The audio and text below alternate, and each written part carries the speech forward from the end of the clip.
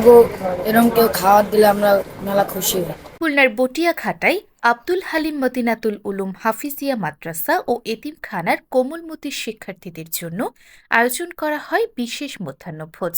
গতকাল দুপুরে মাদ্রাসা প্রাঙ্গণে এই আয়োজনের সৃষ্টি হয় আনন্দঘন পরিবেশ। এদিন এতিম ও হাফিজ শিক্ষার্থীদের জন্য সম্পূর্ণ বিনামূল্যে খাবারের ব্যবস্থা করা হয়।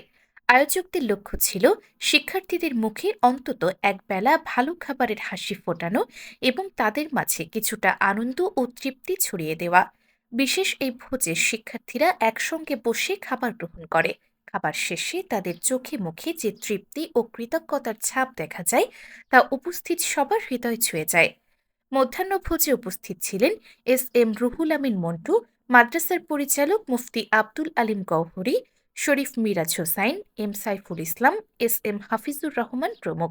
অনুষ্ঠানটির আয়োজন করেন মানবিক বন্ধু রুহুল আমিন মন্টু। তিনি বলেন, এতিম ও হাফিজ শিক্ষার্থীদের জন্য কিছু করতে পারা আমাদের দায়িত্ব।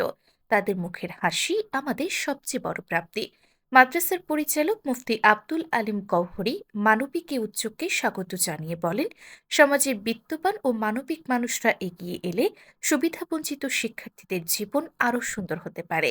এই আয়োজনকে ঘিরে শিক্ষার্থী, শিক্ষক ও উপস্থিত অতিথিদের মধ্যে উৎসবমুখর পরিবেশ বিরাজ করে। আজকের খাবারটা ভালো লাগছে, এরকম খাবার আমরা আরো খেতে চাই। আমাদের যদি কেউ দেয় আমরা খুশি হই সব সাথে। আমরা যদি এতিম আছি মেলা করেন, আমার আব্বু নেই, আমাকে এরকম কেউ খাবার দিলে আমরা মেলা খুশি হই। আমাদের সবাই একটু সহযোগিতা করবেন। আমার প্রতি মাসে 100 কেজির মতো চাউল লাগে, বাজারঘাট বিভিন্নতা লাগে, বিভিন্ন মানুষের কাছে চাই, সেইভাবে ইনশাল্লাহ পরিচালনা করে আসতেছি। আর আমাদের শিক্ষকের বেতন ভাতা অনেকটা বাকি থাকে, আবার বিভিন্ন দান সৎকার মাসে মাসে মানুষ কিছু 100-200 এভাবে টাকা দেয়, সেভাবে ইনশাল্লাহ চলে চলে আসতেছে। এই মাদ্রাসাটা একটা এতিমখানা। এই এতিমখানার বাচ্চারা আমি জানতে পারছিলাম গত পরশুদিন, কোনোভাবে জানলাম যে এই মাদ্রাসার বাচ্চাদের খাবারের ব্যবস্থা নেই। তো আমি এটা যোগাযোগ করলাম, পরবর্তীতে যোগাযোগ করে আমি হুজুরকে কথা দিয়েছিলাম যে আমি আজকে দুপুরে আসবো এবং ওদের খাবারের ব্যবস্থা হবে ইনশাল্লাহ। তো আলহামদুলিল্লাহ সেটা আমরা করতে পেরেছি।